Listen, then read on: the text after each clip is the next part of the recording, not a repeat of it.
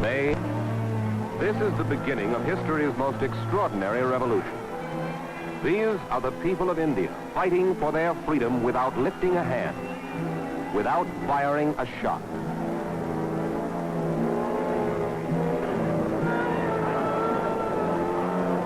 They follow the word of one man and offer their lives in the belief that he is right. This man inflamed the spirit of his nation and defied the power of an empire. His name is Mahatma Gandhi, and this is his biography.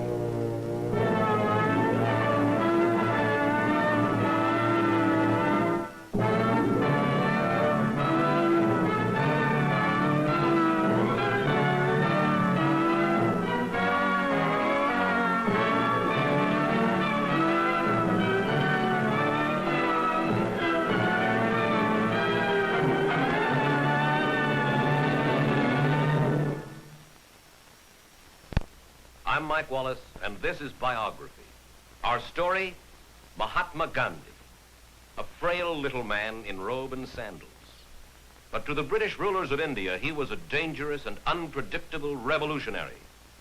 To 350 million Indians, he was the leader who brought them independence. He fought a revolution without guns, without violence. To a world too often caught up in hatred and distrust, Gandhi symbolizes a plea for tolerance and love. He left a legacy, the principle of passive resistance. His name was Mohandas Gandhi. His people called him Mahatma, which means man of pure soul. Gandhi said to his people, "It is not wrong to defy laws that are unfair." He told them to accept whatever penalty was imposed, and to offer only love in return. A new tide of nationalism swept an India inspired by his words, his thoughts, his ideals. Its success brought hope and the promise of freedom to all nations caught in the grip of colonial rule. This is the heritage left by one man, Mahatma Gandhi. This is Porbandar, the city in western India where Mohandas Gandhi is born in 1869. Looking back on his childhood, he says, "I recollect having been put to school. It was with some difficulty that I got through the multiplication tables. Indian custom dictates early wedding, and at 13, Gandhi is married. His bride, Kasturbai, will live with her parents while her young husband completes his high school education. When he's 18, Gandhi is offered a chance to study law in England, and he accepts the opportunity, though it means leaving his wife and baby son behind. London in 1888 is an exciting and bewildering city to the young Indian student. He meets new people, hears new ideas, begins to understand India's relationship to the British Empire. His training as a lawyer is completed in 1891. And his first commission takes him not to India, but to British-ruled South Africa. He will stay in this country for 15 years. As an attorney, he fights the British government's discrimination against the Indian minority in South Africa. Gandhi breaks with Western customs, even Western dress, his way of protesting the British laws that oppress his people. It is also here in South Africa that he renounces material comforts and all worldly pleasures in order to devote himself more selflessly to his work. English rule is still strong in India when Gandhi returns. He finds the same kind of authoritarian governors he fought in South Africa, and they are slowly but surely draining the wealth, the resources of India. The customs and traditions of this ancient culture have not changed for thousands of years. A caste system divides the people and limits real opportunity to a select few. Gandhi's countrymen live on the razor's edge between poverty and starvation. Gandhi is 45 years old and ready to begin his fight to free India from British rule. He establishes a small community of dedicated men and women. Here he teaches them the principles he conceived in South Africa, To succeed, he says, their resistance to law must be passive and nonviolent. It is the only way a poverty-stricken people without weapons can fight for their freedom. Gandhi works at a spinning wheel as he talks to his followers. He tells them that by making their own cloth, they will create work and an industry for themselves. But more important, they can boycott English textiles sold in India. His plan is a two-edged sword. Gandhi's call for boycott appeals to the imagination of the Indian people and strikes the spark of rebellion throughout the country. All activity stops. Men leave their jobs and stores close in the nationwide protest. Demonstrations begin. But the movement goes beyond the control of one man and flares into open violence. The people are not yet ready for Gandhi's peaceful way to freedom.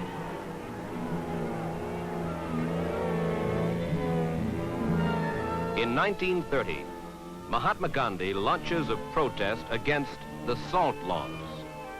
The people cannot produce their own salt, but must buy it from the state monopoly. To Gandhi, this violates a basic human right to take what is needed from the earth. This must end, says Gandhi. He tells his people, watch, I am about to give a signal to the nation. He plans to walk 300 miles to the Indian Ocean, and there on the beach to take salt from the sea in defiance of the law. On March 12, 1930, the journey begins.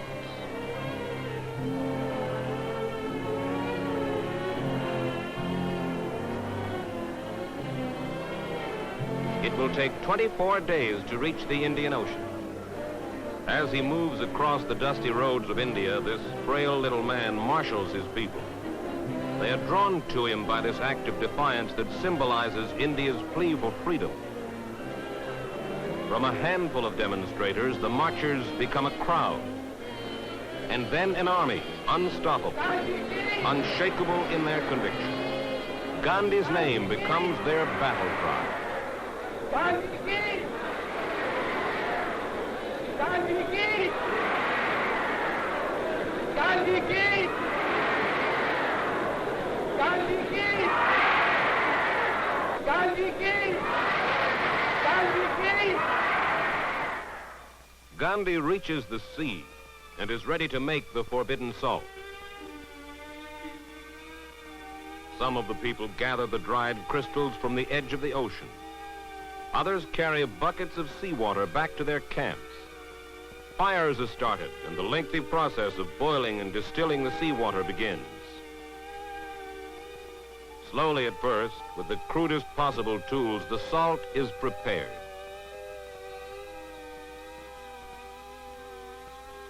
More and more people flock to the beach to join in defiance of the law. The mounds of salt grow higher and higher. They stand as symbols of an aroused people. And police action is the inevitable answer.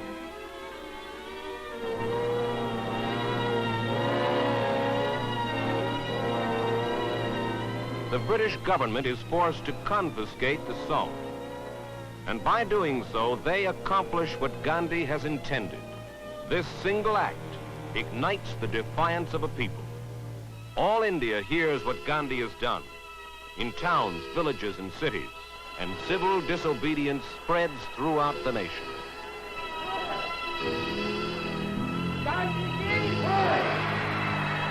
Guards are posted and barbed wire fences ring the salt pens of Bombay. But thousands of unarmed Indians invade the government monopoly. They are willing to face beatings, arrest, even possible death, just to grab a single handful of salt. The British police are unable to cope with this strange new form of protest. Once underway, there seems to be no power that can stop this national movement. Police are given steel-tipped bamboo clubs to break up the marching crowds.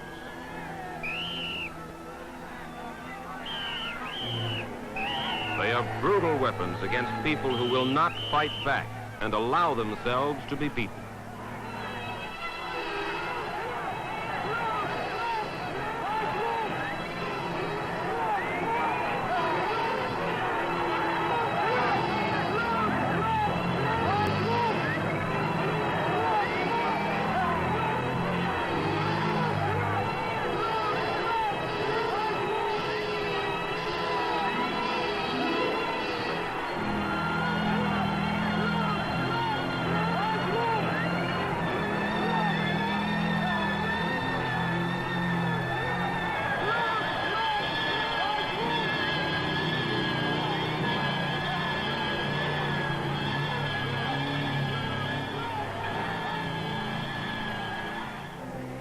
Gandhi and many of his followers are arrested in the wake of the disorder. It is not unexpected. To Gandhi, passive resistance is a method of achieving personal freedom through personal suffering. The people of India are waiting now. For the first time, independence is within their reach, and Mahatma Gandhi holds the key to their future.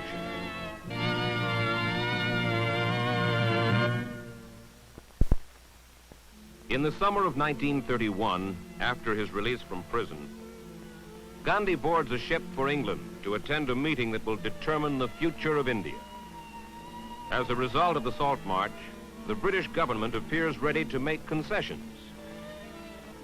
The meeting will be a conference with representatives from every nation in the empire. There is hope in Gandhi's heart that independence is finally near.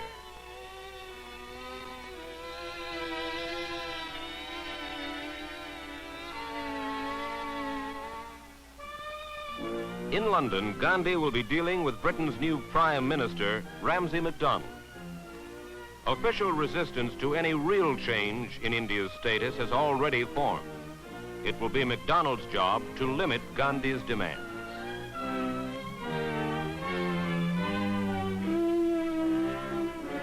Gandhi's arrival in London is greeted by a bitter statement from Winston Churchill. "I am revolted," he says, "by the humiliating spectacle of this seditious faker striding half-naked to parley on equal terms with the representative of the king." But in spite of these words, Gandhi is a popular figure in England. He lives in the East End, the poorest section of London. He wants to be closer to these people and to bring his message to them. He tells them, "We do not want bread made of wheat, we want the bread of liberty." The Round Table Conference brings him little satisfaction. His hopes rapidly fade. But the trip gives him an opportunity to meet the British people, particularly in the East End, where his daily walks have made him a popular figure, and he enjoys the chance to speak with his admirers. I know that I shall carry with me the pleasantest memories of my stay in the midst of the poor people of East London. On a visit to Lancashire, he takes part in a small ceremony. Here, too, he's greeted warmly, despite the fact that his boycott of English goods has seriously hurt the town's textile industry. Gandhi, I want to offer you a hearty welcome and to express the hope that there will be a resumption of the happy trade relations which formerly existed between your country and ours. I am thankful that I got this opportunity of being surrounded by these happy children and seeing the homes of the poor.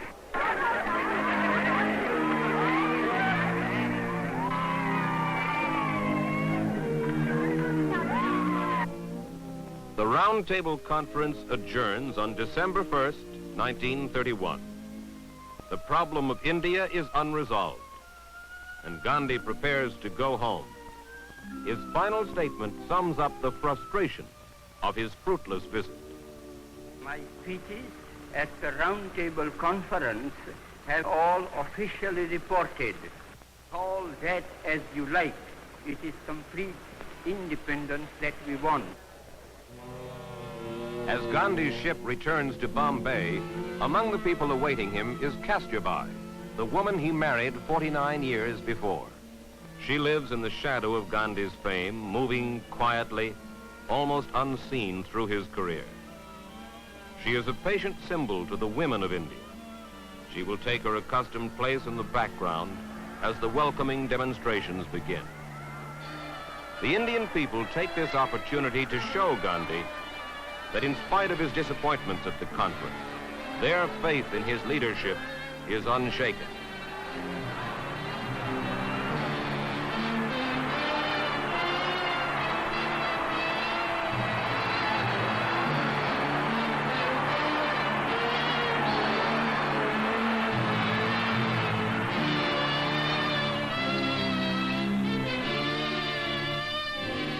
Gandhi's return marks a time of rising nationalism. A new Indian flag with Gandhi's spinning wheel emblazoned in its center appears throughout the nation. British police take every measure possible to destroy these banners, and with them, the movement. But passive resistance is now a part of India's creed. Gandhi must prepare his people for the independence he is sure will come. He begins a period of fasting to convince the nation it must abandon the discrimination of the caste system, the segregation of their own people.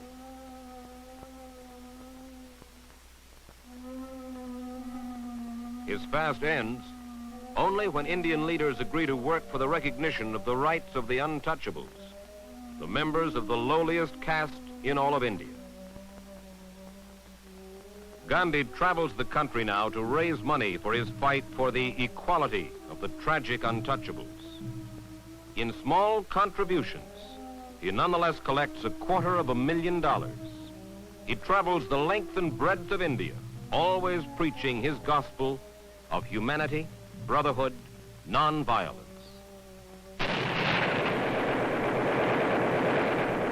In 1941, events that begin 1,000 miles away helped Gandhi to achieve his goal of freedom for his people.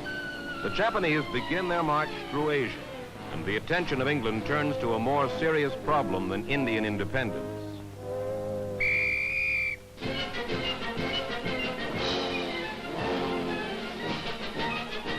His Majesty's armies are called to service from all over the empire. The Indian troops have been well trained and fully equipped by the British. They can be an effective fighting force for the empire. Gandhi knows this, and he tells his people that this is their best opportunity for full independence. Indians will fight with the Allies, he says, but Indian freedom must be granted now. He calls for another campaign of civil disobedience. Again, India is swept by agitation. This time, the British are struggling in a global war, and they must put down the Indian demonstrations quickly, for the survival of the empire is at stake. The British government, headed by Winston Churchill, is alarmed by the unrest. Sir Stafford Cripps is sent to negotiate for Indian cooperation in the war effort. He meets with the heads of various nationalist movements. Muhammad Ali Jinnah, the Muslim leader, and Pandit Nehru, Gandhi's second in command. But he concentrates his efforts on Mahatma Gandhi. The British offer independence after the war if India will cooperate now. But Gandhi remembers his treatment at the Round Table Conference. He calls this new proposal a post-dated check and refuses to yield. On August 9, 1942, Gandhi is jailed for the last time. Britain cannot risk his agitating in time of war. He has spent 2,000 days of his life in prison as a result of his fight for independence. June 25, 1945. At Simla, in the mountains of northern India, a conference is convened. The British are ready to grant independence. Gandhi has won his fight. Released from prison under a general amnesty, he goes to Simla. Other leaders join him there. Pandit Nehru, destined to become India's first prime minister, and the powerful Muslim leader, Muhammad Ali Jinnah. He wants India partitioned, Pakistan for the Muslims, the rest of India for the Hindus. But Gandhi cannot agree to a division of his beloved India. It is a stalemate that will have a terrible effect upon the nation. The ravages of new rioting mark the streets of Indian cities. On the brink of independence comes the tragedy of a house divided against itself.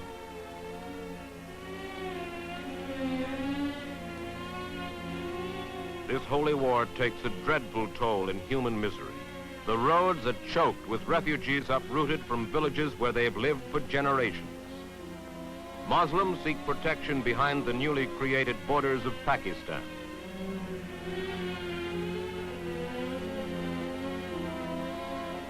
And Hindus flee to safety in the opposite direction.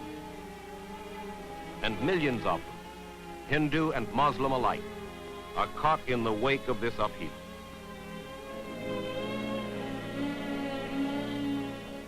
Heartbroken at the spectacle, Gandhi cannot bear the horror he sees. He keeps asking, is there no other way? The answer is no. He meets with Lord and Lady Mountbatten in a final effort to solve the problem. But Mountbatten cannot help him. Gandhi is forced to accept partition, a divided country. At last, the day has come. On August 15, 1947, the people of India celebrate their freedom. In the midst of the celebration, Lord Mountbatten officially marks the occasion on behalf of the British Empire. I have a message from His Majesty the King to deliver to you today. This is His Majesty's message. On this historic day, when India takes her place as a free and independent dominion in the British Commonwealth of Nations, I send you all my greetings and heartfelt wishes. Freedom-loving people everywhere will wish to share in your celebration. At this historic moment, let us not forget all that India owes to Mahatma Gandhi.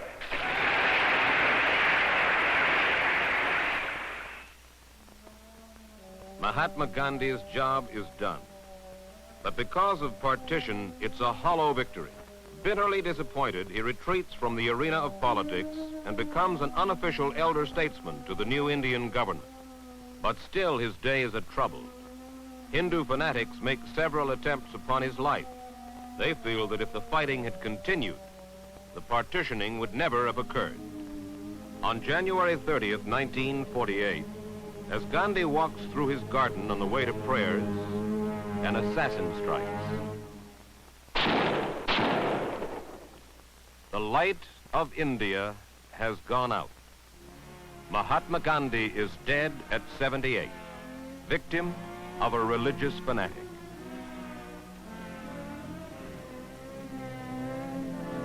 Two million people march in his procession as it makes its way through the streets of New Delhi.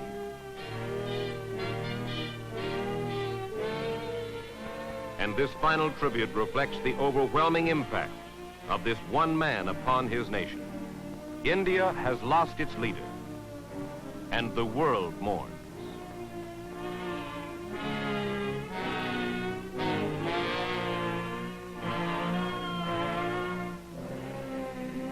United States Senator Arthur Vandenberg spoke for hundreds of millions of human beings around the world. He said, Gandhi was one of the deathless few who have lifted human character to immortal authority, who made humility and simple truth more powerful than empire.